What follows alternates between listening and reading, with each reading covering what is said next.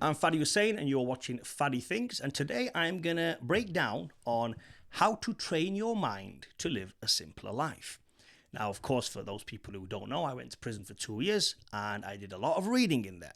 And I read a lot of philosophy and psychology, and these are the type of things that I learned. And it gave me a lot of time to reflect on my own life and to think, where have I been and where am I going? So, number one in this is stop thinking about the past and the future. Live in the now. What has happened in your life up to where you are doesn't define you entirely. It does to a certain point, but I will explain. So when I was in prison, I was sat in the cell. The cell was 6 by 8, not meters, feet. I had lived a life before then of a lot of pleasure, some would say. Traveling where I want, money was okay, I could buy anything I needed to a certain degree. I could wake up, walk to the beach, look out my window, sit on the balcony, watch the sunset, eat where I wanted to eat, and live a kind of what we would class as a life of luxury. But in that moment when I was in the prison cell, all I was thinking was, if I wanted to, I could think, damn, look at my life now, this is shit. I'm sat in a prison cell.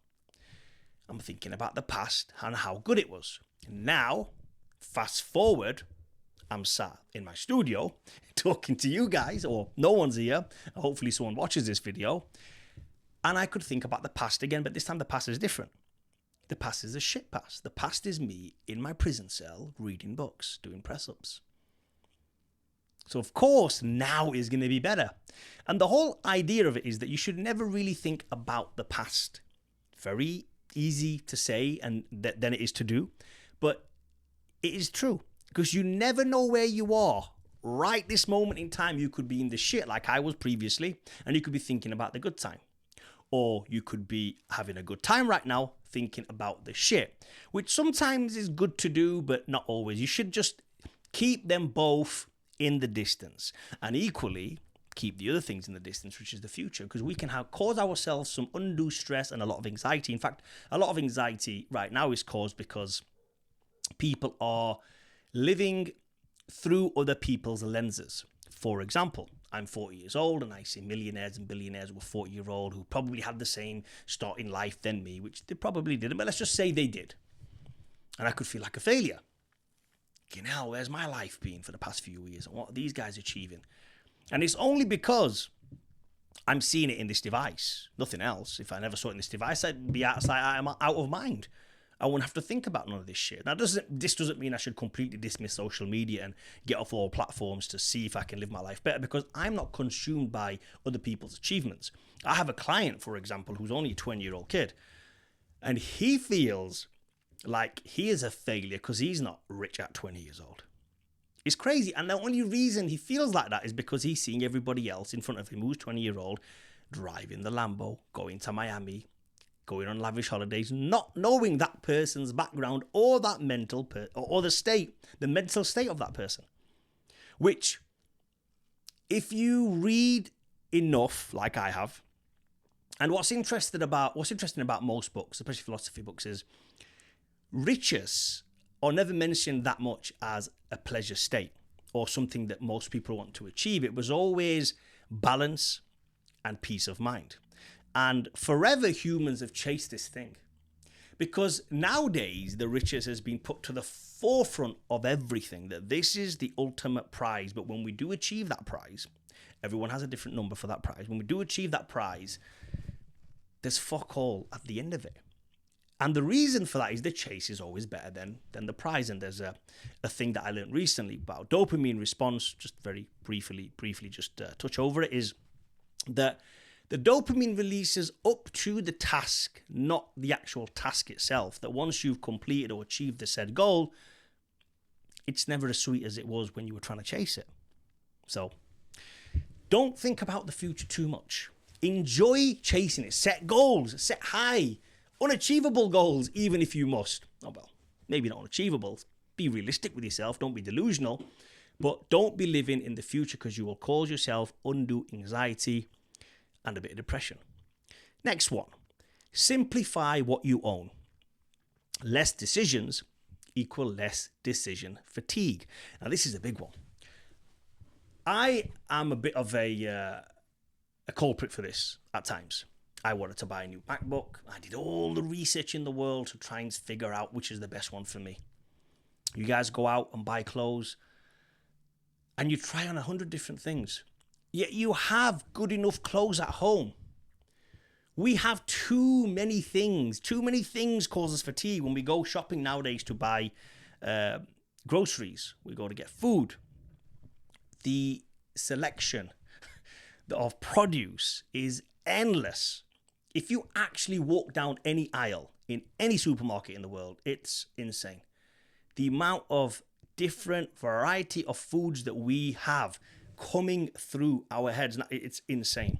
Now, I agree with a bit of variety, don't get me wrong, but you will see if you follow me on social media or if you follow my other channel, Fadi Hussein, which is where I share all my fitness content, that I eat pretty much the same thing every day, because our body can only digest and use up natural, good, nutritious ingredients. And don't get me wrong, it's okay occasionally to try foods here and there, but there's too much selection puts us off. And maybe that is, in a way, cause of the obesity crisis. You know, there's a new donut shop in town, everyone goes to have it.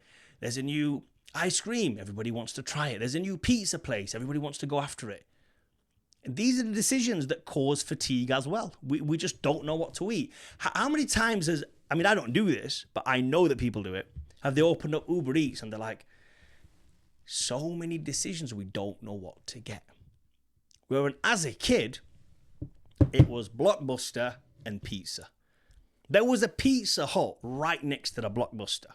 And it was designed in that way because they took out the selection process. They just said, Blockbuster, Pizza Hut. It was very simple. We go on Netflix nowadays. They don't even give Netflix a genre nowadays. It's like random movies on screen which they think that you like based on your algorithm that you watched. And how often do we watch movies and think, this is shit? And just because you watch that movie, Netflix thinks that, he likes watching these type of movies. I mean, I never rate them on Netflix anyway. It's all garbage. So try and live a little bit less. I did a big clear out with my clothes the other day. I thought, I have so many of these t-shirts I'm not going to wear. I don't need them. Throw them away. I have so many I had these little suit jackets that I bought, or these chinos, different colors, whatever, thinking I was going to wear them to weddings and functions. I don't go to these places, so why did I buy them? So many jackets. Threw them all away. Threw everything out. You probably see me wear the same shit in here because I keep it on the back of this chair and I come and I sit down and I put the same hat on and I put the same clothes on to make the video. I have other clothes, but I just don't want to think about it. And that's why it's a simpler life. I'm starting to live like that myself. And I did learn this principle when you're in prison, because when you're in prison, you just get given the bare basics. You have like 4 or 5 t-shirts at max, a couple of pairs of socks, 2 tracky bottoms, and like maybe, 1 jacket. And that's all you wear in rotation. And I got used to living like that. And it's not trampish. It's not nothing bad. It wasn't like, it's not about being stylish and trendy. I don't think I'm not exactly ready for Milan Fashion Week, but I don't give a shit. It's not about that. Unless you're into fashion, then by all means knock yourself out, go and buy some wardrobe items. But if you're not, try and live on a lot less. You don't need 2 cars. Just get the 1. You don't need to flex all the time about everything. Moving on. Last number. Number 3. It's kind of a follow-up to number 2. But you need to learn to be comfortable with doing less. So not just having less, but doing less. You need to learn to slow down and enjoy what you already have, because you're never going to be back in this exact moment ever again. I fall a victim to that myself. Big time. I remember when I used to live abroad, and hopefully I will get there again one day. And I used to watch the sunset. And I used to go and eat at my favourite place. And I used to go to my favourite ice cream parlour, which was DQ. For those people who know Dairy Queen. And don't get me wrong, I enjoyed doing what I enjoyed doing those things, but I never took it in. I never savoured that moment long and hard enough. And there's so many moments in life that you can look back on your phone if you've taken pictures or through social media or just when you're sat in the bathtub or, you might be in a gym training and a thought would come to you or whatever. There's so many moments that we have when our mind is slowed down and we're not thinking about business and getting rich and flying around here and doing all this crazy shit. When we're actually calm and thinking about normal shit, our mind does drift back to these moments sometimes. And we didn't savor them enough, especially with loved ones. Your parents, your children, your friends. Nowadays, you go out to eat and everyone's got their phone. And it's such a basic thing to just turn it off, put it away. It's not that important. Whoever's going to call you, how many times have you been out to eat where you got a call, someone's about to die?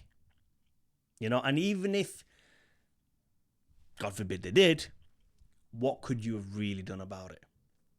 But just for that one call, which is the only call that would probably matter or mean anything, or your loved one was in need, how often have you got those calls?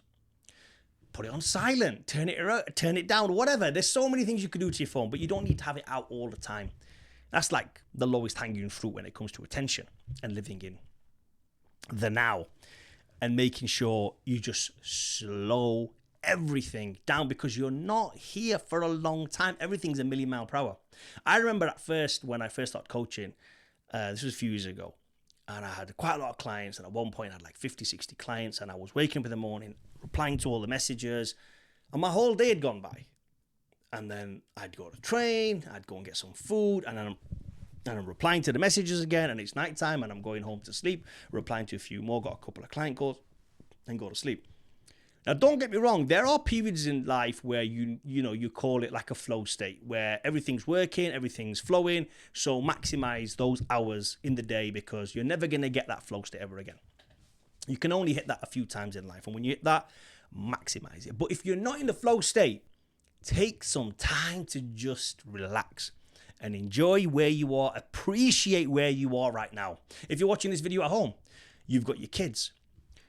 After you watch this video, of course, make sure you subscribe, comment down below and like, but put it away and go and spend some time with your kids.